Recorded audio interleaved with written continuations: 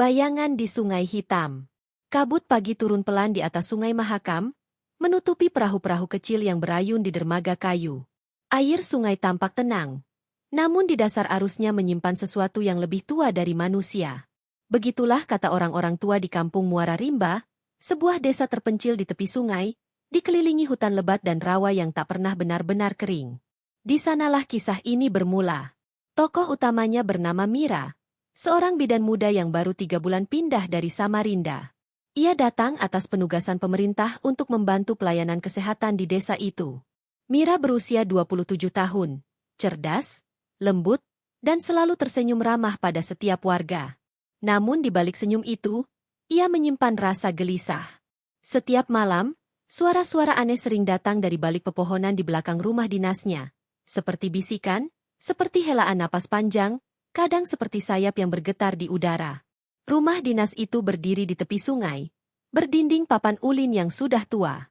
Di belakang rumah terbentang hutan rawa dengan pohon raksasa dan akar yang mencuat seperti tangan manusia. Kalau malam jangan buka jendela, Bu Bidan, kata Mak Rina, dukun beranak tertua di desa itu. Di sini, bukan cuma manusia yang suka mengintip. Awalnya Mira menganggapnya hanya tahayul. Tapi pada malam ke-14 di bulan Purnama, segalanya berubah. Sekitar pukul 2 dini hari, Mira terbangun oleh suara gemericik air di belakang rumah. Ia berpikir mungkin hewan liar sedang minum di sungai. Tapi ketika ia mendekat ke jendela, sesuatu bergerak cepat melewati pandangannya. Bayangan besar, dengan rambut panjang berurai dan suara lirih seperti seseorang menangis. Ia melihat kilatan merah di udara, seperti cahaya kecil yang menari, lalu lenyap di kegelapan. Keesokan paginya, kabar duka datang dari ujung desa. Seorang ibu hamil 8 bulan ditemukan meninggal di gubuknya, tubuhnya dingin, wajahnya pucat, dan lehernya penuh bekas cakaran. Tapi anehnya, bayi dalam kandungannya hilang. Tak ada darah, tak ada jejak. Seolah-olah janin itu lenyap begitu saja. Warga panik. Beberapa menyebut nama yang jarang diucapkan dengan lantang, Kuyang. Mak Rina datang ke rumah Mira sore itu. Bu Bidan, saya tahu ini mungkin tidak masuk akal. Tapi dulu, sebelum ada lampu listrik, sebelum kampung ini ramai, di hutan belakang rumah ini tinggal seseorang. Ia dukun muda, cantik, dan sangat sakti. Ia ingin abadi, ingin tetap muda. Ia melakukan ritual meminum darah ibu yang baru melahirkan. Tapi ritual itu gagal. Tubuhnya terbelah 2, kepalanya hidup, terbang mencari darah, sampai sekarang. Mira terdiam. Ia bukan orang yang mudah percaya tahayul. Tapi firasatnya mengatakan, apapun yang terjadi semalam bukan sekadar hewan liar. Malam berikutnya, udara terasa lebih berat. Angin dari hutan membawa aroma anyir. Mira tak bisa tidur. Ia duduk di ruang tengah, menatap lampu minyak yang bergetar pelan. Lalu ia mendengar suara itu lagi. Suara sayap basah, pelan, dekat sekali. Tok, tok, tok. Seperti tetes darah jatuh di lantai kayu. Dengan gemetar, ia menoleh ke jendela. Di luar sana, melayang sesuatu. Kepala perempuan dengan rambut panjang terurai, mata merah menyala, dan organ-organ menggantung berkilau dalam cahaya bulan. Kuyang itu berputar pelan, menatap Mira dengan senyum yang mengerikan. Mira ingin berteriak, tapi suaranya tercekat. Ia hanya bisa mundur perlahan. Sementara makhluk itu menempel di kaca, mengeluarkan suara seperti desahan lapar. Lalu sesuatu terjadi, suara lonceng kecil terdengar dari luar rumah. Suara itu datang dari arah sungai. Kuyang itu berbalik cepat dan terbang menjauh ke hutan, meninggalkan jejak bau darah di udara. Mira berlari keluar, dan di tepi sungai ia melihat Mak Rina berdiri dengan obor dan lonceng di tangan.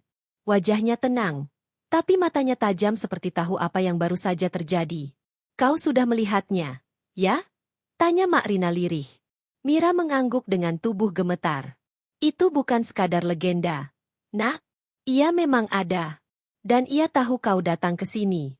Bidan muda, darah segar, ilmu baru. Ia membencimu karena kau adalah pengganti yang tak ia inginkan. Sejak malam itu, hidup Mira berubah. Ia tak lagi bisa tidur tanpa menyalakan lampu dan menutup semua celah jendela dengan kain putih. Tapi meski begitu, setiap malam ia masih mendengar sayap itu berputar di atas atap rumah. Kadang-kadang terdengar tawa halus, kadang tangis panjang yang membuat bulu kuduk berdiri. Beberapa hari kemudian, Mira menemukan sesuatu di depan pintu rumahnya. Seikat rambut panjang yang masih basah dan bau darah, dibungkus daun pisang. Di bawahnya ada tulisan di tanah, seperti digores kuku. Darahmu akan jadi milikku. Perempuan yang tak pernah tidur. Sejak malam itu, ketenangan di rumah dinas Mira lenyap sepenuhnya. Ia kini hidup dalam bayang-bayang waspada. Setiap suara ranting patah, setiap desir angin dari hutan, membuatnya terjaga. 2 minggu sudah berlalu sejak ia pertama kali melihat makhluk itu. Kepala melayang dengan mata merah menyala, dan sejak itu, Mira menjadi perempuan yang tak pernah tidur. Ia mencoba menutupi kegelisahan itu di siang hari. Setiap pagi ia tetap berkeliling desa, memeriksa ibu-ibu hamil, membantu kelahiran, memberi vaksin pada anak-anak. Tapi warga bisa melihat lingkar hitam di bawah matanya. "Bu Bidan kurang tidur, ya?" tanya mereka dengan polos. Mira hanya tersenyum. Ia tak ingin menyebarkan ketakutan. Namun di dalam dirinya, ketakutan itu tumbuh seperti jamur di dinding lembab. Suatu sore, ketika matahari mulai turun, Pak Rahman, kepala desa, datang ke rumahnya. Wajahnya serius, dan di tangannya ada map lusuh. "Bu Mira," katanya pelan, "kami ingin minta bantuan. Ada satu keluarga di ujung kampung, istrinya sedang hamil besar, tapi sejak semalam terus menjerit. Dukun kampung tak berani datang. Katanya, ada sesuatu di sekitar rumah mereka." Mira mengangguk, meski jantungnya berdegup keras. Ia menyiapkan tas medis, dan bersama Pak Rahman berangkat menembus jalan setapak yang dikelilingi hutan. Sore itu langit berwarna tembaga, dan burung-burung enggang berteriak dari kejauhan. Setiap langkah membuat Mira merasa ada mata yang mengikuti dari balik pepohonan. Rumah keluarga itu berdiri di pinggir rawa. Lampu minyak bergoyang di jendela, dan di dalam terdengar suara tangisan perempuan. Mira segera masuk. Di atas tikar, seorang wanita muda sedang menggeliat kesakitan. Tubuhnya panas, keringat mengucur deras. Tapi yang membuat Mira merinding adalah bau darah yang tajam di udara. Bau yang sama seperti malam ketika kuyang itu datang. "Sudah berapa lama begini?" tanya Mira cepat. "Sejak sore, Bu," jawab suaminya dengan wajah pucat. "Tapi tadi kami dengar suara, seperti sayap di atap." Mira menatap ke langit-langit, lalu segera menyuruh mereka menutup semua lubang ventilasi dengan kain. Ia tahu malam akan datang sebentar lagi. Proses persalinan berjalan sulit. Perempuan itu kejang-kejang, lalu mendadak terdiam. Bayi di dalam kandungannya seperti tak mau keluar. Mira mencoba sekuat tenaga. Namun saat itu pula, lampu minyak padam oleh hembusan angin dingin. Dalam kegelapan, terdengar suara lirih dari luar jendela, seperti seseorang berbisik memanggil nama Mira. "Mira ah." Suara itu lembut tapi mematikan. Mira tahu, itu suara yang sama seperti malam pertama, suara kuyang. Tanpa pikir panjang, ia mengambil minyak kelapa dan garam dari tasnya, menaburkannya di sekeliling ruangan sambil berdoa. Ia teringat pesan Mak Rina, kuyang tak tahan bau garam dan api. Maka ia menyalakan obor bambu dan menggenggamnya erat. Bayangan hitam melintas di luar jendela. Sesuatu menempel di kaca, kepala perempuan, tapi kini wajahnya terlihat lebih jelas. Pucat, matanya besar, bibirnya berlumur darah. Ia menatap bayi yang hampir lahir dari rahim ibu muda itu, lidahnya menjulur panjang seperti ular. Mira menjerit, "Pergi kau!" Ia melemparkan segenggam garam ke arah jendela. Kuyang itu menjerit nyaring. Suaranya seperti besi digores batu. Tubuhnya terlempar ke udara, organ-organnya berayun seperti jaring. Lalu lenyap ke dalam gelapnya hutan. Bayi itu lahir beberapa menit kemudian, menangis keras. Tapi ibu yang melahirkannya tak sempat membuka mata. Napasnya berhenti. Mira tertegun, air matanya jatuh tanpa ia sadari. Dalam tangannya, bayi itu menangis terus, seolah tahu ibunya telah pergi. Ketika fajar tiba, warga berkumpul. Mereka melihat bekas terbakar di jendela rumah, dan di tanah luar ada jejak darah membentuk lingkaran, mengarah ke hutan. Mak Rina datang pagi itu, membawa kendi berisi air daun sirih. Ia menatap Mira lama. "Kau sudah melihat wujud aslinya, bukan?" Mira mengangguk. Mak Rina mendesah. "Aku takut, Nak, ini bukan kuyang biasa. Ini Sari." Nama itu membuat Pak Rahman menatap tajam. Dukun tua yang hilang 15 tahun lalu itu. Mak Rina mengangguk pelan. Dia dulu bidan juga, seperti Bu Mira. Tapi dia tamak. Ia ingin cantik selamanya. Ia menukar jiwanya untuk ilmu. Tapi ritualnya gagal. Sejak itu, kepalanya terpisah dari tubuhnya setiap malam mencari darah. Mira terdiam. Dalam hatinya, ia merasa seperti bagian dari takdir yang diulang. Kenapa ia mengejar saya? Mak Rina menatapnya lama sebelum menjawab. Karena darahmu, sama dengan darahnya. Malam harinya, Mira duduk di depan cermin. Ia memperhatikan wajahnya, dan untuk sesaat, ia melihat bayangan lain di belakangnya. Wajah yang sama, tapi lebih tua, lebih bengis. Mata itu menatapnya seolah berbicara tanpa suara. Aku bagian darimu, dan kau bagian dariku. Sejak malam itu, tidur benar-benar menjadi kemewahan. Setiap kali ia memejamkan mata, ia mendengar sayap itu mengepak di udara, berputar di atas atap rumah. Kadang terdengar langkah pelan di depan pintu, kadang bisikan dari arah dapur. Mira, kau tak bisa lari. Hari-hari berikutnya, desa Muara Rimba diselimuti ketakutan. 3 ekor ayam mati tanpa kepala, 2 bayi jatuh sakit misterius. Orang-orang mulai menyalakan api unggun setiap malam di depan rumah. Di langit, bulan merah menggantung seperti mata yang mengawasi. Mira tahu, ini belum berakhir. Sari, sang kuyang, belum mendapatkan yang ia cari. Dan perlahan, Mira mulai merasa ada sesuatu yang berubah di dalam dirinya. Rasa haus yang aneh, terutama ketika mencium bau darah segar. Ia mulai takut melihat cermin, karena kadang, bayangan di dalamnya tersenyum lebih dulu sebelum dirinya. Ritual di balik pohon ulin. Pagi di Muara Rimba terasa ganjil sejak peristiwa itu. Kabut menggantung lebih tebal dari biasanya, dan burung-burung tidak bernyanyi. Warga berbisik-bisik bahwa kuyang kini gentayangan setiap malam, mencari darah yang belum sempat ia minum. Mira berjalan menyusuri jalan becek menuju pos kesehatan. Di setiap langkah, ia merasa bumi sendiri sedang mengawasinya. Ia membawa bayi yang diselamatkannya malam itu, bayi tanpa ibu, yang kini diberi nama Rani. Warga menitipkan anak itu kepadanya sementara, karena tak ada keluarga dekat yang tersisa.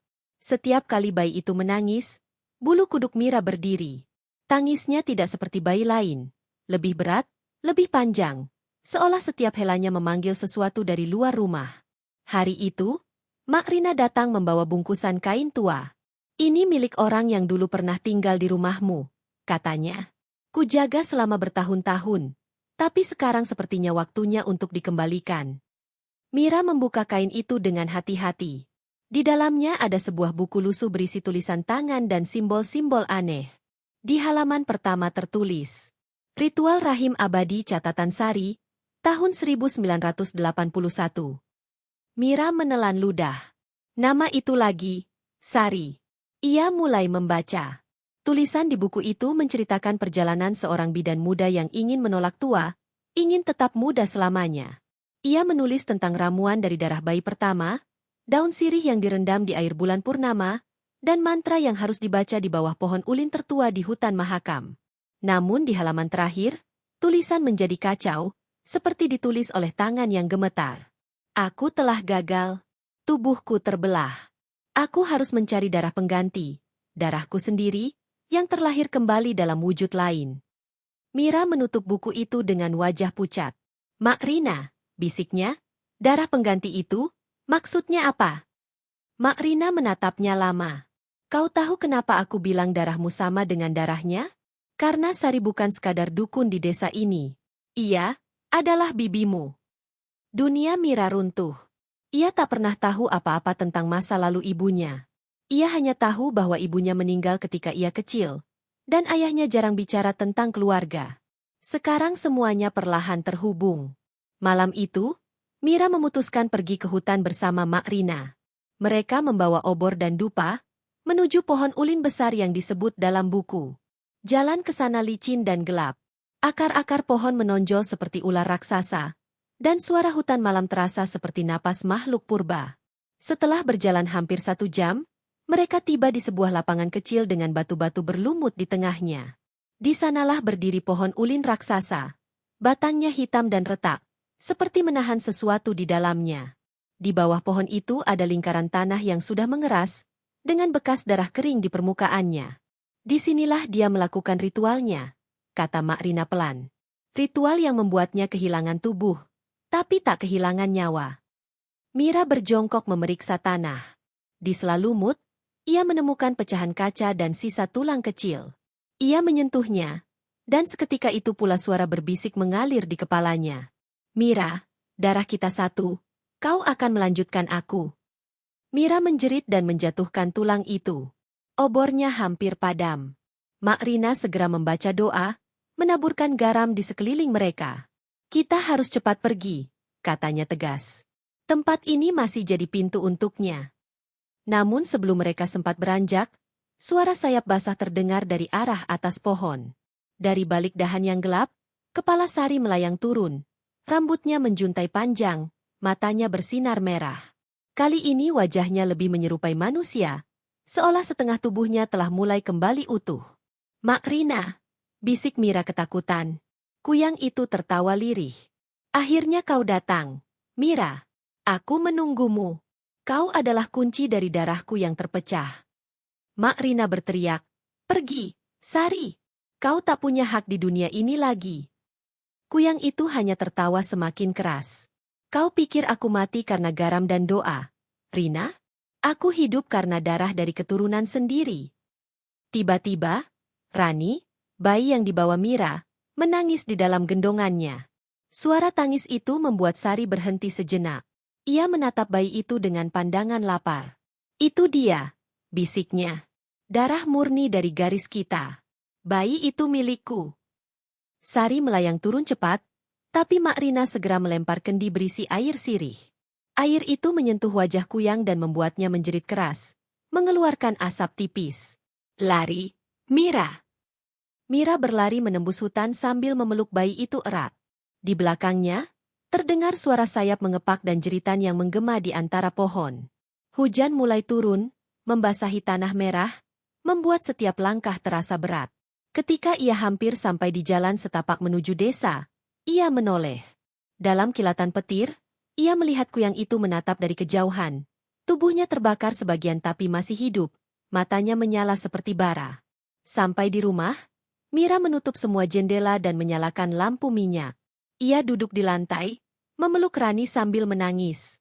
Dari kejauhan, ia mendengar lonceng kecil berbunyi, suara Mak Rina. Namun bunyi itu tak lama, kemudian hening. Fajar tiba dengan udara berat. Pak Rahman datang membawa kabar, Mak Rina ditemukan di tepi hutan. Tak bernyawa. Mira menatapnya kosong. Di tangannya, Rani tertidur tenang. Tapi di leher bayi itu, tampak luka kecil berbentuk lingkaran, seperti bekas bibir seseorang. Malam berikutnya, Mira duduk di depan buku Sari lagi. Di halaman belakang, ia menemukan satu kalimat terakhir yang seolah baru ditulis. Untuk menyatu kembali, darahku harus menetes dari rahim yang sama. Ia akan lahir dalam wujud baru, dan hanya aku yang bisa menjaganya. Mira menatap bayi di pelukannya, lalu menatap bayangannya sendiri di kaca jendela. Untuk pertama kalinya, bayangan itu tersenyum bersamaan dengannya. Anak dari rahim malam. Hujan turun deras di muara rimba malam itu. Langit berwarna abu kehitaman, dan sungai Mahakam beriak gelap, seolah menyembunyikan sesuatu yang bergerak di dalamnya. Sejak kematian Mak Rina, suasana desa berubah. Orang-orang menyalakan api unggun di depan rumah, menaburkan garam di setiap sudut, dan menggantung daun pandan di jendela. Tapi semua itu tak benar-benar membawa ketenangan. Karena setiap malam, terdengar suara sayap mengepak di atas atap rumah-rumah, diikuti bau amis darah yang menusuk hidung. Mira kini tinggal sendirian di rumah dinas, hanya bersama bayi kecil itu, Rani, yang semakin hari semakin aneh. Bayi itu jarang menangis, tapi bila ia melakukannya, seluruh ayam di kampung ikut ribut. Dan setiap kali Mira mencoba menidurkannya, Rani menatapnya dengan mata yang terlalu dalam untuk bayi seusianya, seolah memahami sesuatu yang tak boleh dipahami manusia. Hari-hari Mira diisi oleh kelelahan dan rasa bersalah. Ia merasa bertanggung jawab atas kematian Mak Rina, atas semua kejadian yang terus menghantui kampung. Namun rasa bersalah itu perlahan berubah menjadi sesuatu yang lain. Ikatan tak kasat mata antara dirinya dan bayi itu. Kadang saat malam tiba, ia mendengar bisikan lembut di telinganya, seperti suara seorang perempuan. Kau dan aku, darah kita satu, Mira. Anak itu jembatan di antara kita. Awalnya ia mengira hanya halusinasi karena kurang tidur. Tapi semakin lama, suara itu terdengar semakin nyata, semakin akrab. Kadang muncul dari arah kamar bayi, kadang dari belakang cermin, kadang dari dalam pikirannya sendiri. Suatu sore, ketika matahari hampir tenggelam, Pak Rahman datang lagi ke rumah Mira. Wajahnya tampak lelah. Bu Mira, katanya pelan, tadi pagi kami menemukan 2 ekor kambing mati tanpa darah. Di lehernya ada luka seperti digigit.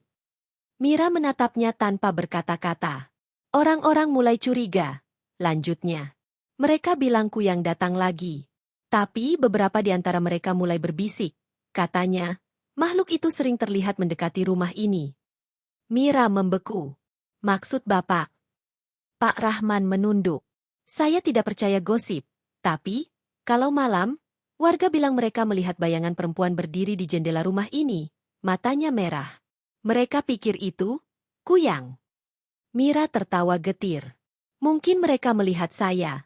Pak, saya memang jarang tidur. Tapi dalam hati, ia tahu, mungkin warga tidak salah sepenuhnya. Malam itu, hujan turun lagi. Petir menyambar di kejauhan. Rani tertidur di ayunan bambu, sementara Mira duduk membaca catatan sari di bawah cahaya lampu minyak. Di salah satu halaman, ia menemukan bagian yang belum pernah ia baca sebelumnya. Ketika darahku menitis lagi dalam rahim baru, ia akan lahir sebagai jembatan antara dunia dan aku. Tapi jika rahim itu menolak, darahku akan memaksa jalannya sendiri. Tiba-tiba, bayi Rani menangis keras, membuat Mira terlonjak. Ia menggendongnya, berusaha menenangkan. Tapi saat lampu minyak bergoyang, ia melihat sesuatu yang membuat darahnya membeku. Bayangan organ-organ menggantung di dinding, menari mengikuti cahaya. Suara langkah terdengar di atap. Tok, tok, tok. Suara itu pelan tapi jelas. Seperti seseorang berjalan dengan tangan, bukan kaki. Mira mematikan lampu, menahan napas. Dari jendela yang hanya tertutup tirai tipis, tampak bayangan kepala melayang. Kali ini lebih utuh, dengan sebagian tubuh yang mulai terbentuk. Rambut panjangnya basah oleh hujan, dan matanya menatap ke arah bayi dalam pelukan Mira. Kembalikan anakku, bisik suara itu lembut, tapi menggigit. Mira berlari ke dapur, mengambil segenggam garam dan menaburkannya ke lantai. Kau tidak akan menyentuhnya, teriaknya. Kuyang itu mendesis. Wajahnya berubah menjadi menyeramkan, kulitnya melepuh di tempat yang terkena butiran garam. Tapi sebelum ia lenyap, ia sempat menatap Mira dan berkata, "Kau pikir kau manusia, Mira? Lihat baik-baik darahmu, lihat siapa dirimu sebenarnya." Makhluk itu menghilang di tengah kilatan petir. Mira terduduk lemas di lantai. Air mata mengalir, bukan karena takut, tapi karena kata-kata itu menusuk hatinya. Apakah benar ia bukan manusia sepenuhnya? Keesokan paginya, ia memutuskan mencari jawaban. Ia pergi ke rumah tua di ujung kampung, rumah peninggalan almarhum ayahnya yang dulu ditinggalkan saat ia kecil. Rumah itu sudah dipenuhi lumut dan semak. Di dalamnya, Mira menemukan peti kayu berdebu. Ia membuka dengan tangan gemetar, dan di dalamnya ada tumpukan foto lama serta selembar surat yang warnanya sudah pudar. Tulisan di surat itu adalah tulisan tangan ayahnya. Untuk Mira. Jika suatu hari kau membaca ini, berarti rahasia keluargamu telah datang menjemputmu. Ibuku, Sari, bukan manusia biasa. Ia dukun yang terjerat ilmu yang tak bisa mati. Ia ingin aku meneruskan darahnya, tapi aku menolak. Namun darah itu menitis juga pada anakku, pada dirimu. Kau bukan hanya pewaris darahku, tapi juga darahnya. Jika ia mencarimu, jangan lawan dengan amarah. Lawan dengan cahaya. Mira menjatuhkan surat itu. Tangannya gemetar, napasnya tersengal. Segalanya mulai jelas. Sari adalah neneknya. Dan bayi yang kini ia rawat adalah bentuk reinkarnasi dari bagian roh yang sama. Anak dari rahim malam, seperti yang ditulis dalam buku ritual. Sejak malam itu, sesuatu berubah dalam diri Mira. Ia tak lagi merasa takut, tapi juga tak bisa tenang. Setiap kali menatap Rani, ia melihat bayangan wajah Sari di balik mata bayi itu. Dan kadang, di tengah malam, bayi itu tertawa. Tawa kecil tapi dalam, seperti suara perempuan dewasa yang disembunyikan dalam tubuh mungil. Pada malam ketujuh sejak kunjungan terakhir Kuyang itu, bulan merah menggantung di langit. Sungai Mahakam tampak memantulkan warna darah. Mira menidurkan bayi itu, lalu berdiri di depan cermin. Untuk pertama kalinya, ia berbicara pada bayangannya sendiri. Jika benar aku darahmu, Sari, datanglah malam ini. Aku ingin melihat wajahmu tanpa takut. Hening. Lalu dari cermin itu, muncul bayangan tangan yang menembus keluar perlahan, dingin, berlumur darah, menyentuh pipi Mira dengan lembut. Akhirnya kau siap, anakku, suara itu berbisik. Kau akan melahirkan kembali apa yang telah hilang dariku. Lampu minyak padam tiba-tiba. Angin berputar di dalam rumah. Bayi Rani menangis keras. Dan di luar, suara sayap mengepak semakin dekat, berputar di sekitar atap, menurunkan hawa yang begitu dingin hingga napas menjadi kabut. Mira menjerit, tapi suaranya tertelan angin. Di tengah kegelapan, ia melihat dua mata merah bersinar dari cermin. Dari arah luar, terdengar suara warga berteriak ketakutan. Dan malam itu, seluruh muara rimba mencium bau darah yang pekat di udara. Darah yang menetes di lantai bambu. Fajar menyingsing di muara rimba dengan warna aneh. Merah keunguan, seperti langit disapu darah. Kabut menebal di atas sungai, dan suara jangkrik pagi terdengar patah-patah, seperti ragu untuk bernyanyi. Di tengah kesunyian itu, warga menemukan jejak-jejak merah mengarah ke rumah dinas bidan Mira. Pak Rahman yang pertama kali melihatnya. Jejak itu berasal dari tepi sungai, lalu menanjak ke tangga rumah Mira. Pintu rumah terbuka lebar, menimbulkan suara derit panjang setiap kali angin lewat. Tak ada tanda-tanda kehidupan di dalam, kecuali bau amis darah yang tajam menusuk hidung. Di lantai bambu ruang tengah, mereka menemukan tetesan darah segar membentuk pola melingkar, seolah seseorang baru saja melakukan ritual. Di tengah lingkaran itu, tergeletak buku lusuh milik Sari, buku ritual yang selama ini disembunyikan Mira. Namun tidak ada tanda Mira. Tidak pula bayi kecil yang diasuhnya. Desa geger. Sebagian warga yakin Mira sudah mati di mangsa Kuyang. Sebagian lagi, terutama yang percaya pada ilmu lama, berbisik bahwa Mira sendiri kini menjadi Kuyang baru, meneruskan darah kutukan yang diwariskan Sari. Pak Rahman menolak mempercayai gosip itu. Ia memerintahkan beberapa pemuda untuk mencari ke hutan belakang. Tapi semua yang berani pergi, kembali dengan wajah pucat dan tubuh menggigil. Mereka berkata, di tengah hutan, di bawah pohon ulin raksasa, mereka melihat api biru menari, dan suara perempuan tertawa samar di antara pepohonan. Sementara itu, jauh di dalam hutan, Mira duduk bersandar di akar besar pohon ulin, tubuhnya basah oleh hujan. Dalam gendongannya, bayi Rani terlelap tenang, meski di sekeliling mereka udara begitu dingin dan pekat oleh kabut. Matanya merah, bukan karena menangis, tapi karena tak lagi mengenal batas antara dirinya dan bayangan Sari. Suara Sari kini tidak hanya bergema di pikirannya. Ia mulai melihat wujudnya di setiap bayangan, di setiap pantulan air hujan yang jatuh dari daun. Kau telah membuka pintu, Mira, bisik suara itu. Darah kita telah menyatu. Hanya tinggal satu langkah lagi untuk menjadikanmu abadi. Mira memandang bayi di pelukannya. Aku tidak ingin abadi. Aku ingin ini berakhir. Berakhir? Suara itu tertawa lirih. Tak ada akhir bagi darah yang ditulis dengan janji. Lihatlah tubuhmu. Mira menunduk, dan baru menyadari bahwa di pergelangan tangannya mulai muncul urat-urat gelap, berdenyut seperti hidup. Rasa sakit merayap naik ke lehernya. Setiap kali jantungnya berdetak, terasa seperti ada sesuatu yang mencoba keluar dari dalam. Ia menjerit, memeluk bayi itu kuat-kuat, berharap rasa sakit itu hilang. Tapi sebaliknya, bayi itu malah tersenyum, seolah menikmati penderitaan ibunya. Anak itu bukan manusia, terdengar suara Sari lagi. Dia wadah. Ia lahir dari rahim yang menolak darahku. Sekarang, darah itu menuntut kembali jalannya. Mira menangis, suaranya hilang di telan hujan. Ia tak tahu harus percaya siapa, dirinya sendiri atau suara yang membisik dari dalam kepalanya.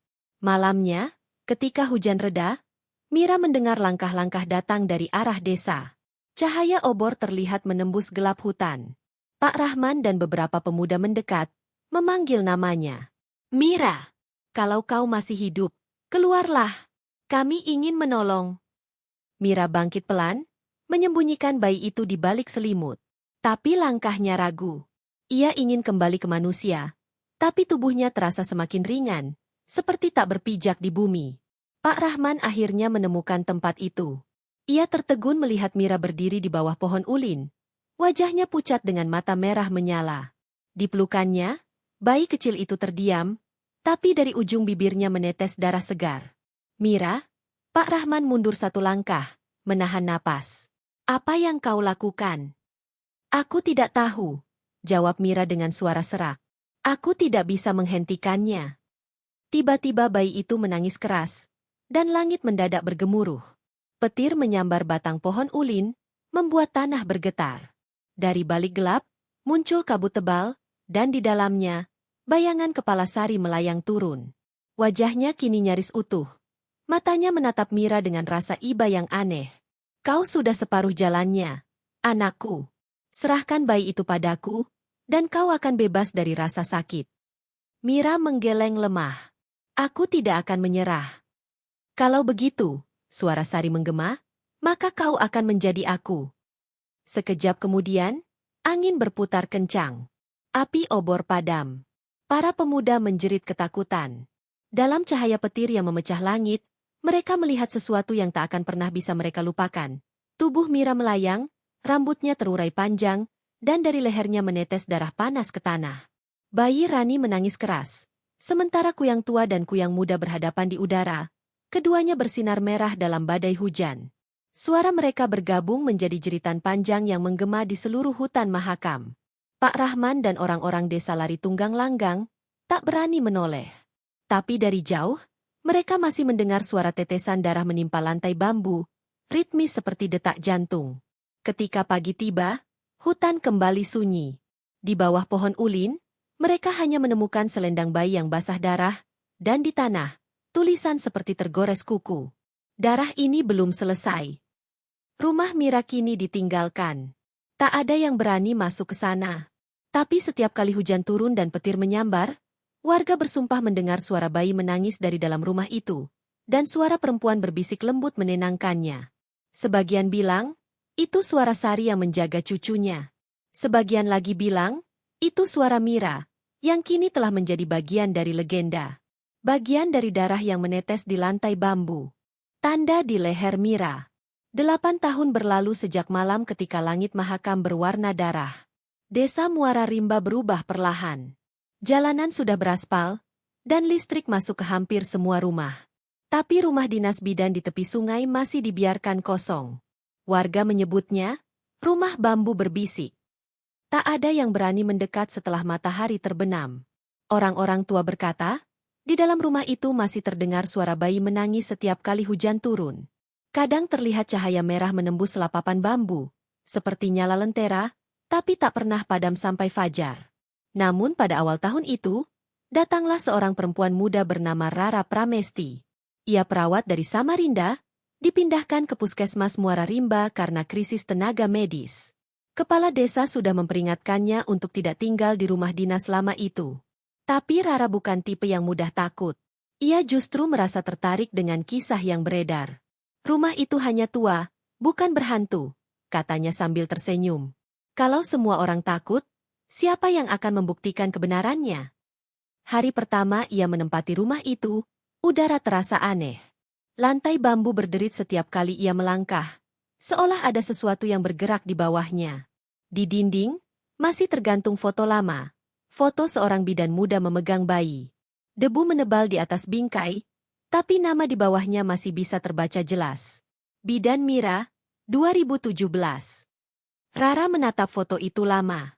Ada sesuatu di tatapan Mira yang membuatnya tak bisa berpaling, campuran sedih dan damai, seperti seseorang yang menyimpan rahasia besar.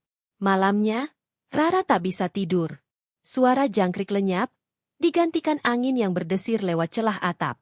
Sekitar tengah malam, ia mendengar suara lirih, seperti bayi menangis dari ruang depan. Ia menyalakan lampu minyak dan berjalan perlahan. Tapi ketika sampai di ruang depan, tak ada siapa-siapa. Hanya bau amis samar yang menguar dari lantai bambu. Rara memandangi titik-titik gelap di lantai, dan ketika menyentuhnya, ia sadar itu darah yang belum sepenuhnya hilang. Keesokan harinya, di puskesmas, ia bercerita pada Dokter Yusuf, kepala puskesmas yang sudah tua dan berwajah lelah. "Pak, saya mendengar tangisan bayi semalam. Seperti benar-benar nyata." Yusuf menatapnya lama sebelum menjawab, "Jangan hiraukan. Rumah itu punya sejarah yang tidak akan dimengerti orang luar." "Maksud Bapak?" "Dulu, bidan yang menempatinya menghilang bersama seorang bayi yang ia rawat. Setelah itu, setiap kali ada perempuan tinggal di sana, mereka selalu pergi dengan bekas luka di lehernya." Rara tertawa pelan, meski hatinya berdebar. Namun malam berikutnya, ia kembali mendengar tangisan yang sama. Kali ini lebih dekat, seolah suara itu berasal dari balik dinding kamarnya. Ia menempelkan telinga ke dinding, dan jelas mendengar suara perempuan berbisik, lembut tapi dingin. "Rara, kau datang untuk menggantikanku." Rara mundur beberapa langkah, lampu minyak di tangannya bergoyang. Bayangan di dinding menebal, berubah menjadi siluet seorang perempuan berambut panjang, menggenggam bayi. Matanya dua lubang hitam tanpa cahaya. Rara menutup mata dan berdoa. Ketika membuka mata, bayangan itu lenyap. Tapi saat ia menatap cermin kecil di meja, ia melihat noda merah tipis di lehernya, tepat di bawah telinga, seperti tanda cakar kecil yang baru saja muncul. Hari-hari berikutnya berjalan aneh. Setiap malam, Rara merasa seseorang duduk di ujung ranjangnya. Lantai selalu basah, meski tak ada hujan. Ia mulai bermimpi tentang seorang perempuan yang melahirkan di tengah hutan, dan darahnya mengalir membentuk lingkaran di tanah. Dalam mimpi itu, bayi menangis, dan dari langit turun kabut merah. Di pagi hari, ia menemukan selendang bayi tua di bawah ranjangnya. Aneh, ia yakin selendang itu tidak ada kemarin. Kainnya halus tapi basah, dan di sudutnya tertera huruf kecil yang sudah nyaris hilang, "Rani." Suatu sore, ketika ia membersihkan rumah, seorang nenek tua datang. Wajahnya keriput, tapi matanya masih tajam. "Nak, tinggalkan rumah itu," katanya tanpa basa-basi. "Kenapa, Nek?" "Karena darah di sana belum selesai. Kuyang yang dulu mati, tapi bayinya masih hidup. Setiap 8 tahun, darahnya mencari wadah baru." "Wadah?" "Perempuan muda yang sendirian dan berani tinggal di sana. Seperti kau." Rara terdiam. Nenek itu lalu mengeluarkan sebuah benda dari saku kainnya, cermin kecil dengan bingkai perak tua. "Kalau kau ingin tahu kebenarannya, lihatlah cermin ini di tengah malam. Tapi jangan menatap terlalu lama. Kau mungkin tak akan kembali." Malamnya, Rara menatap cermin itu di bawah cahaya lampu minyak. Sekilas, ia hanya melihat wajahnya sendiri yang lelah. Tapi perlahan, bayangan di baliknya berganti. Muncul wajah Mira, pucat dan memar, dengan mata merah yang berair. Di pelukannya bayi mungil tersenyum, dan di mulutnya menetes darah segar. "Kau memiliki darahku," bisik Mira dari dalam cermin. "Tanda di lehermu adalah milikku. Dan saat bulan penuh nanti, kau akan jadi aku." Cermin itu retak seketika, dan dari retakan itu keluar darah yang menetes ke meja. Rara menjerit, menjatuhkan cermin itu ke lantai. Sejak malam itu, tubuhnya mulai berubah. Setiap kali ia tidur, ia bermimpi terbang di atas hutan. Rambutnya terurai panjang, dan suara ribuan nyamuk mengikuti di belakang. Ketika terbangun, ia menemukan tanah di bawah kakinya dipenuhi noda darah kecil, seolah ia baru pulang dari perburuan. Dokter Yusuf memperhatikan kondisi Rara yang semakin pucat. Suatu pagi, ia berkata lirih, "Aku pernah melihat tanda itu dulu, di leher Mira sebelum dia menghilang." "Apa artinya, Pak?" "Artinya, darahnya memanggilmu." Bulan purnama berikutnya datang dengan langit bersih. Angin berhenti, dan sungai Mahakam berkilau seperti kaca.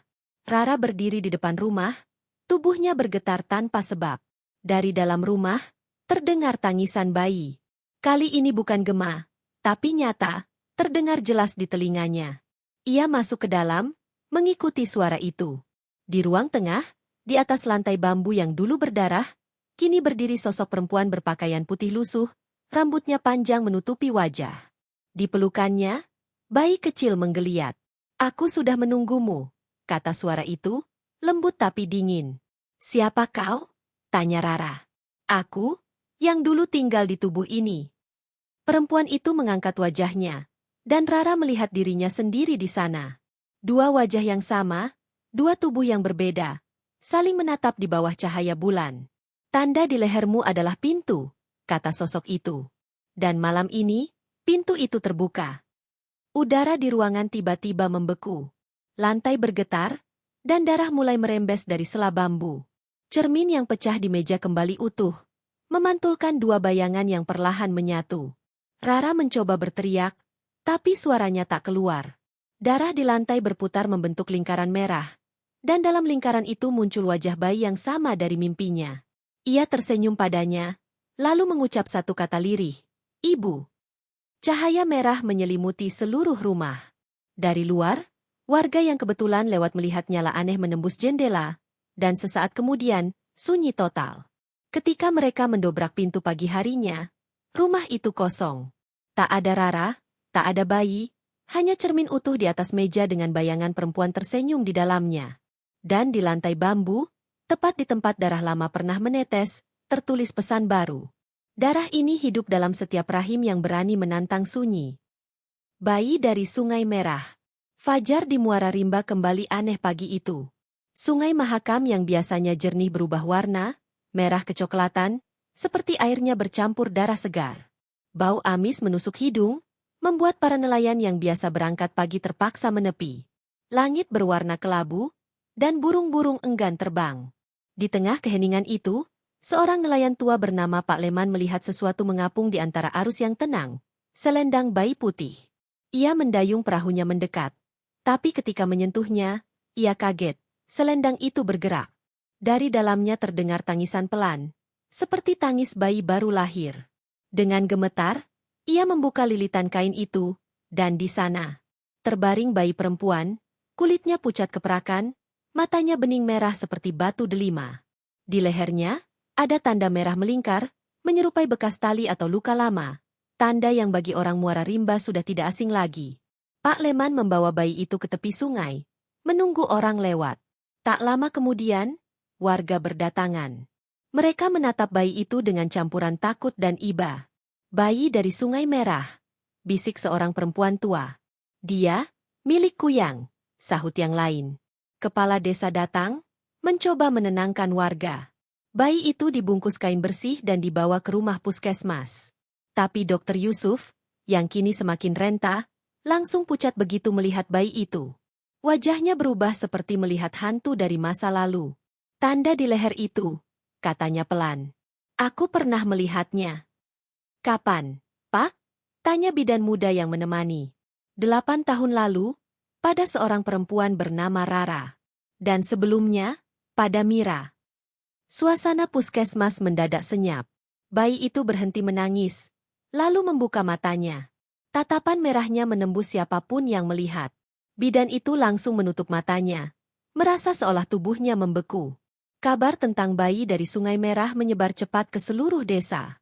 Beberapa warga menolak mengurusnya, takut kutukan akan menular. Tapi Dokter Yusuf memutuskan menampung bayi itu di rumah dinas lama, rumah bambu yang 8 tahun kosong, karena di sanalah darahnya berasal. Malam pertama, rumah itu kembali hidup. Lampu minyak di ruang tengah menyala, dan untuk pertama kalinya dalam bertahun-tahun, terdengar tangis bayi dari balik dinding. Tapi tangisan itu tidak terdengar seperti bayi biasa. Ada gema panjang di ujung suaranya, seperti seruan dari dunia lain.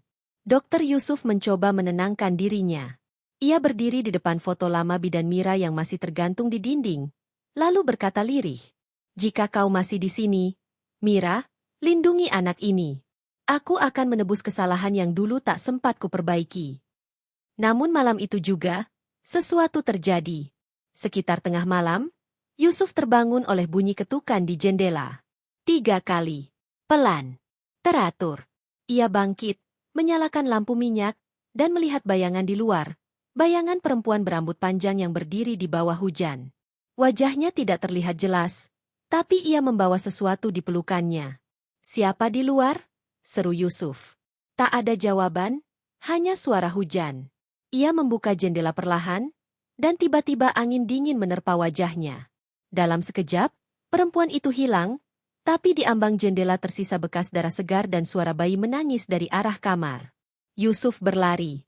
Di kamar, bayi itu sudah tidak berada di tempat tidur. Ia menemukan selendang putihnya tergeletak di lantai, masih basah dan berbau amis. Tepat di dinding, di atas noda darah lama, kini muncul tulisan baru, seperti diukir dengan kuku. Darah mencari rumahnya.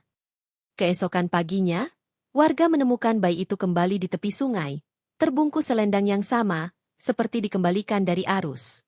Bedanya, kini ada bunga Kamboja di sampingnya, tanda khas pemakaman.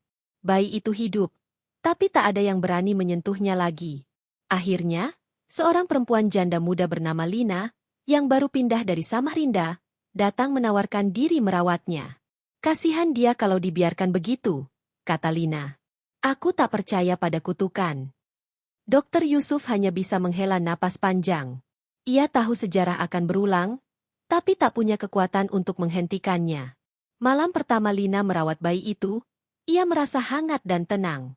Bayi itu tidak rewel, malah tertawa setiap kali dipeluk. Tapi menjelang dini hari, udara di dalam rumah mendadak berat. Lampu minyak padam sendiri, dan angin bertiup dari bawah lantai. Lina membuka mata, dan melihat bayangan seseorang berdiri di sudut kamar. Seorang perempuan, rambutnya panjang menutupi wajah, mengenakan kain lusuh. Ia menatap bayi itu tanpa suara. "Siapa kau?" tanya Lina, suaranya gemetar. "Aku, ibu dari darah ini," jawab sosok itu lirih. "Pergi. Ini anakku sekarang." "Kau salah. Ia anak semua darah yang menolak mati." Bayangan itu melangkah maju. Lina mundur ketakutan. Bayi di pelukannya tiba-tiba tertawa keras, tapi matanya berubah merah, dan di sekitar lehernya muncul cahaya samar. Sosok perempuan itu menghilang, tapi suara bisikannya masih terdengar dari segala arah. "Jaga dia, kalau kau sanggup menanggung nasibku." Sejak malam itu, kehidupan Lina berubah. Ia mulai sering terbangun dengan darah menetes di lantai. Bayi itu tumbuh cepat, lebih cepat dari anak lain. Hanya dalam beberapa bulan, ia sudah bisa berjalan. Setiap kali Lina melihat matanya, ia merasa seperti ditatap oleh dua jiwa sekaligus. Kadang ia mendengar suara lembut di kepalanya, suara seorang perempuan yang menangis. "Lina, kau hanya perantara. Jangan biarkan darah ini menguasaimu." Tapi setiap kali ia berusaha mengabaikannya, tanda merah muncul di lehernya, makin jelas dari hari ke hari. Dokter Yusuf yang menemuinya terkejut. "Tanda itu sama persis. Apa maksud Bapak?" "Darahku yang berpindah lagi." Bulan purnama kembali datang, dan Sungai Mahakam berubah merah seperti 8 tahun lalu. Malam itu, Lina terbangun karena suara bayi tertawa di luar rumah. Ia keluar, mencari sumbernya. Di tepi sungai, ia melihat bayi itu berdiri sendirian. Tubuhnya memancarkan cahaya merah lembut. Dari balik kabut, muncul dua sosok melayang, Rara dan Mira. Wajah mereka memucat, tapi mata mereka penuh kedamaian aneh. Mereka berdiri di atas air, rambut mereka berayun tanpa angin. "Darah ini telah menuntaskan putarannya," kata Rara. "Sekarang ia bebas memilih takdirnya," sambung Mira. Bayi itu menatap keduanya, lalu tertawa. Dari tubuhnya keluar cahaya merah semakin kuat, hingga menyilaukan. Lina menjerit, menutupi wajahnya. Ketika cahaya itu padam, bayi itu lenyap. Tak ada tanda kehidupan di tepi sungai, hanya air yang kini kembali jernih. Keesokan harinya, warga menemukan Lina pingsan di tepi sungai. Di lehernya, tanda merah itu telah memudar. Tapi rambutnya berubah sebagian menjadi putih, dan di matanya terlihat sesuatu yang tidak manusiawi, tenang, tapi kosong. Ketika Dokter Yusuf datang menjenguknya, Lina hanya berkata pelan, "Darahnya sudah pergi, tapi ia masih berputar. Suatu hari, ia akan lahir lagi, di rahim perempuan yang berani." Di malam hari, angin dari sungai membawa suara bayi tertawa kecil. Dan bagi siapapun yang berjalan di tepian Mahakam, Mereka bisa mendengar sayup-sayup suara perempuan berbisik di antara gemericik air. Aku bukan kutukan. Aku adalah darah yang tak mau dilupakan. Cermin 3 wajah. 20 tahun berlalu sejak Sungai Mahakam berubah merah.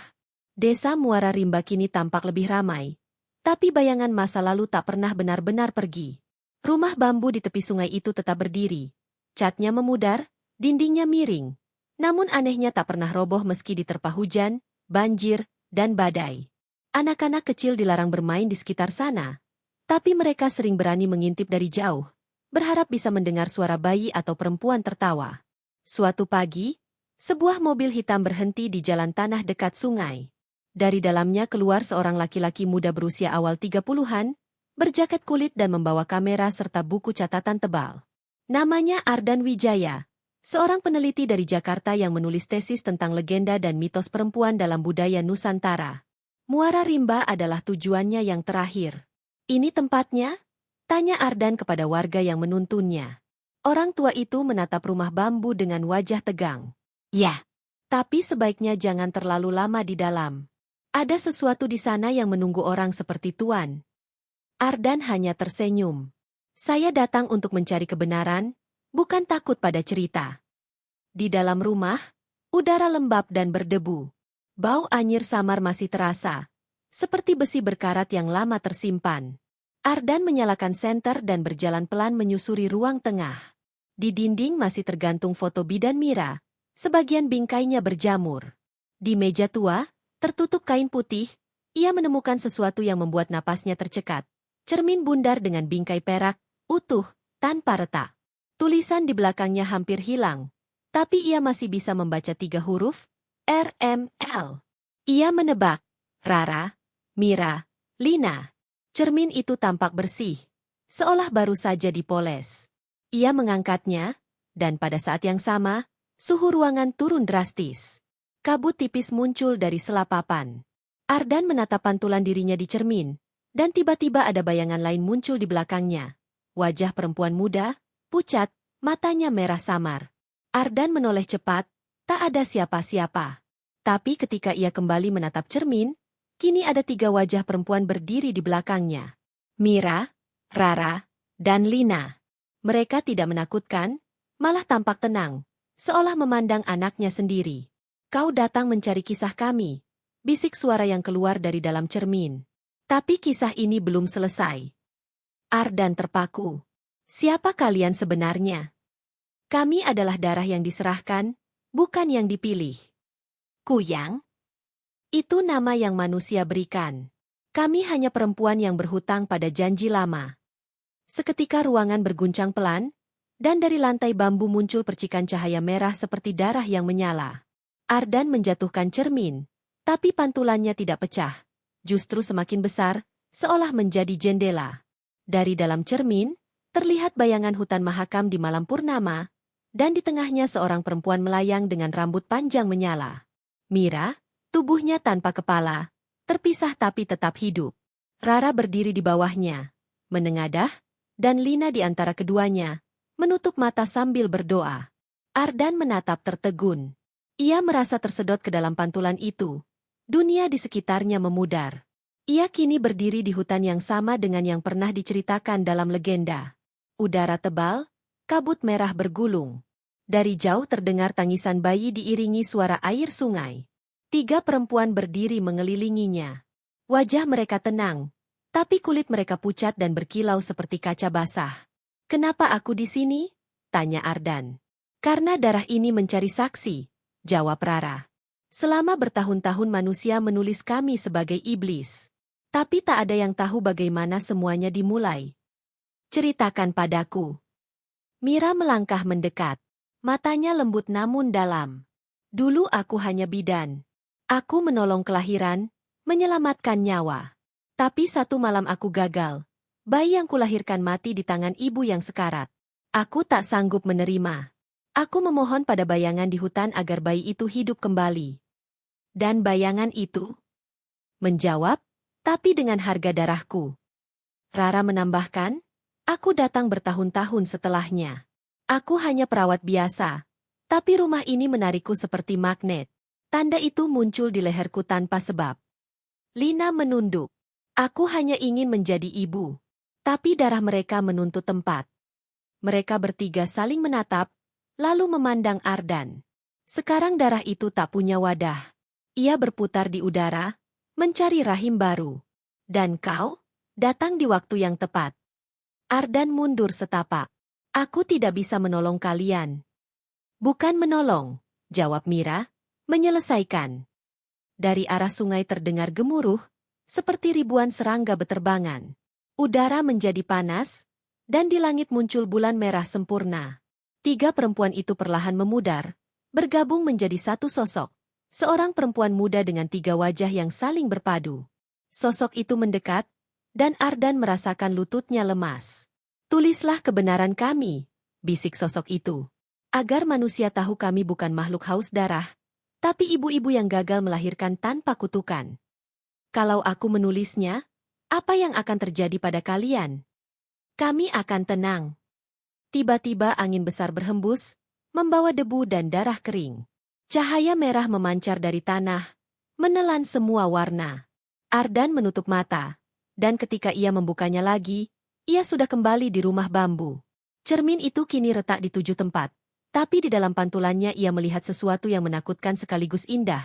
3 perempuan tersenyum, lalu menghilang satu persatu, meninggalkan cahaya putih lembut.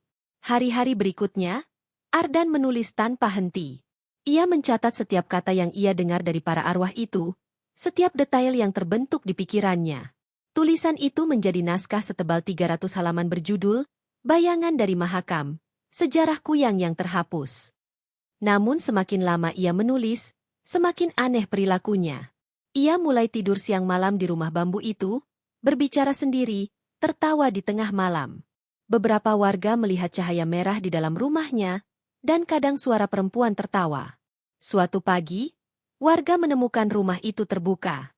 Di meja, hanya ada naskah tebal dan cermin perak yang kini bersih tanpa retak. Ardan menghilang tanpa jejak. Dr. Yusuf, yang kini sudah sangat tua, membaca naskah itu setelah diserahkan kepala desa. Di halaman terakhir, ada kalimat yang membuatnya menggigil. Mereka telah tenang, tapi darahnya masih menunggu waktu untuk dilahirkan kembali. Aku mendengar tangisnya setiap kali aku menulis. Dan kadang, aku melihat wajahku sendiri berubah di cermin. Di bawah kalimat itu, ada tanda merah melingkar, bekas sidik jari, tapi bentuknya menyerupai tanda di leher para perempuan itu. Sejak hari itu, naskah Ardan disimpan di perpustakaan kecil desa. Tak ada yang berani membacanya sampai selesai. Beberapa mahasiswa pernah mencobanya, tapi semuanya jatuh sakit. Sebagian bermimpi melihat 3 wajah perempuan memanggil mereka dari dalam sungai. Cermin perak itu masih ada, diletakkan di ruang pamer sederhana. Kadang, jika pengunjung menatapnya terlalu lama, pantulan mereka akan berubah, menjadi perempuan dengan mata merah yang tersenyum lembut. Warga desa akhirnya menutup rumah bambu itu untuk umum. Mereka menyebutnya, Rumah Cermin 3 Wajah. Dan pada malam-malam tertentu, ketika kabut turun dari hutan dan sungai Mahakam berkilau merah, orang masih bersumpah melihat sosok Ardan berjalan di tepi sungai, membawa kamera dan naskahnya, menatap ke air sambil berbisik. Kisah ini belum berakhir. Bayangan yang menyatu. 30 tahun telah berlalu sejak Ardan Wijaya menghilang tanpa jejak di rumah bambu tepi sungai Mahakam. Desa Muara Rimba perlahan berubah menjadi daerah wisata kecil.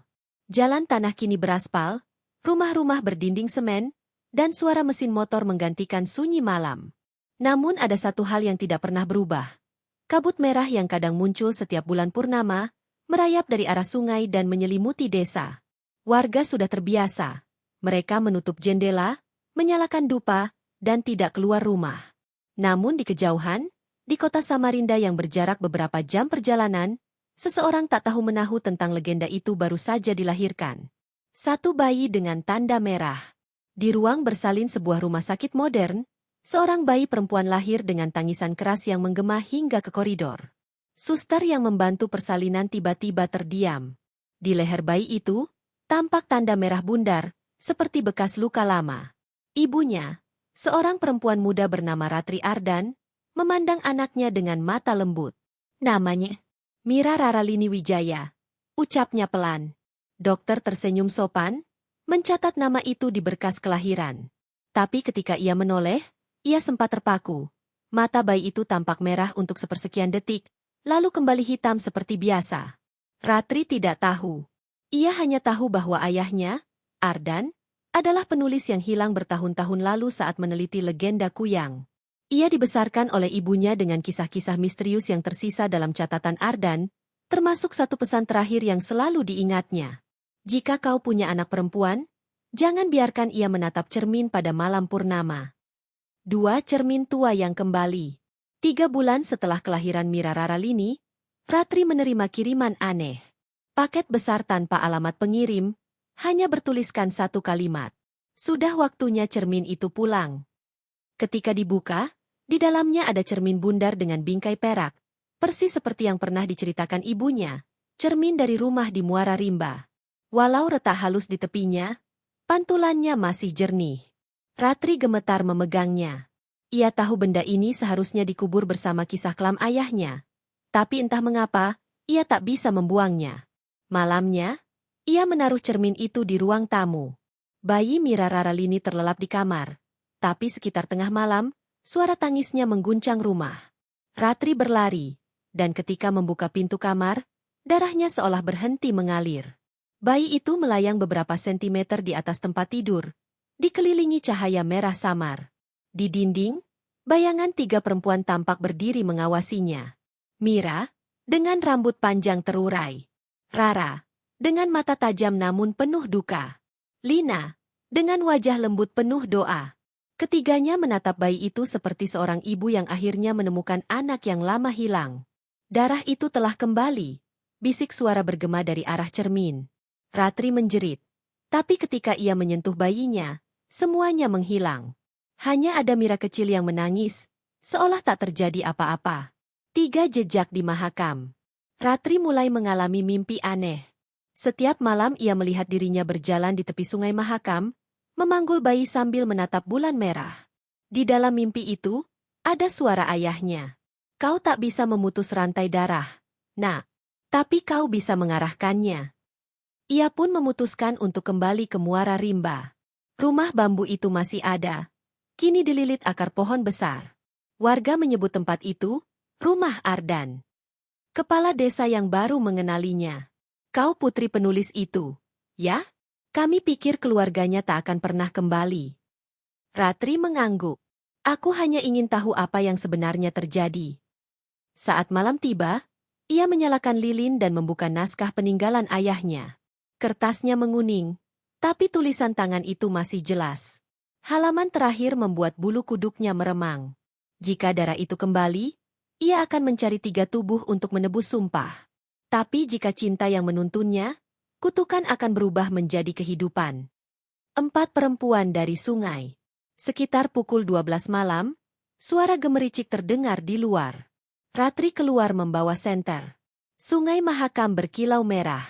Dari dalam kabut, muncul sosok perempuan berpakaian putih, berjalan pelan di atas air. Wajahnya mirip Ratri, tapi lebih tua, lebih dalam, dan matanya memantulkan cahaya merah lembut. Kau darah Ardan. Suara itu bergema lembut. Siapa kau? Aku adalah sisa dari janji ibumu, dan luka dari sumpah nenekmu. Aku Mira, Rara, dan Lina. Kami satu, tapi terpisah. Sosok itu mendekat. Bayi itu, dialah pintu. Jika kau menyerahkan cintamu, darah ini akan berhenti berkelana. Ratri menatap air yang memerah. Apa maksudmu menyerahkan cintaku? Kau harus percaya, meski tanpa melihat. Kau harus menatap cermin itu saat bulan purnama, dan tidak takut dengan wajah yang muncul di sana.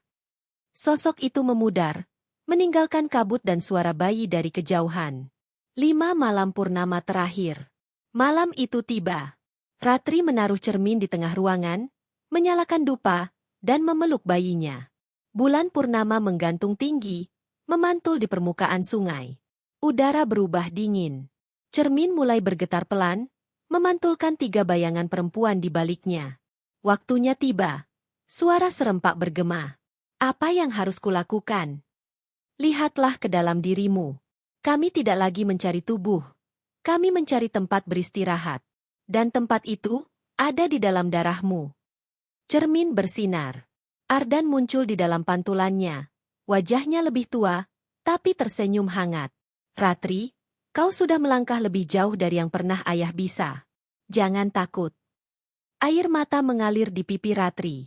Ia menatap cermin dalam-dalam, memegang bayi erat-erat. Kalau ini akhir dari semuanya, aku siap.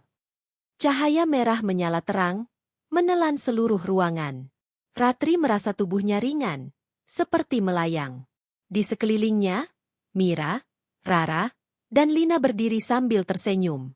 Mereka perlahan menyatu menjadi satu sosok bercahaya, dan masuk ke dalam tubuh bayi kecil itu. Tangisan bayi berubah lembut.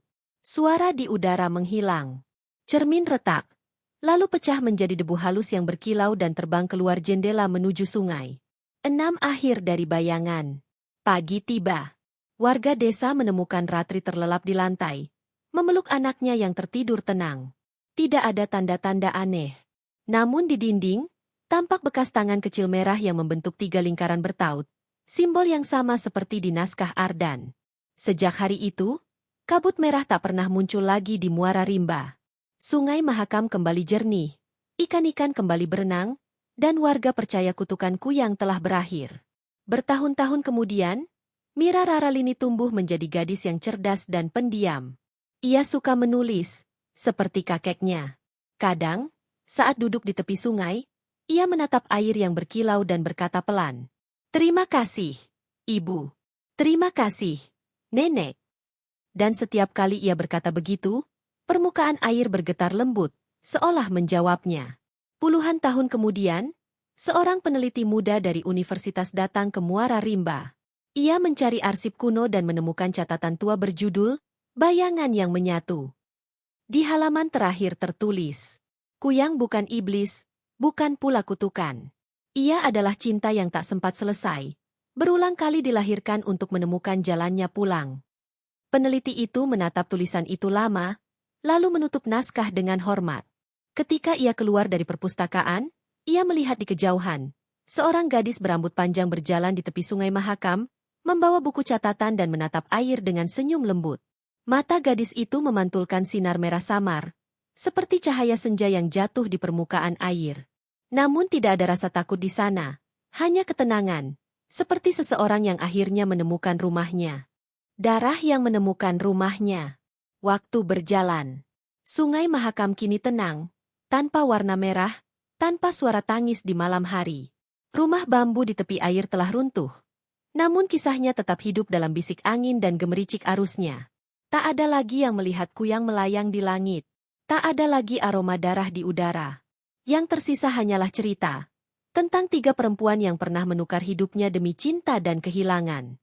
Mereka bukan iblis, bukan pula makhluk haus darah. Mereka hanyalah ibu yang gagal melahirkan tanpa kutukan. Dan akhirnya, menemukan jalan pulang dalam darah keturunannya sendiri. Kini, setiap kali bulan purnama memantul di permukaan Mahakam, kabut tipis muncul sejenak, lalu menghilang dengan lembut. Dan jika kau berdiri cukup dekat, kadang kau bisa mendengar suara lembut dari arah sungai. Sebuah bisikan halus yang berkata, "Kami sudah pulang."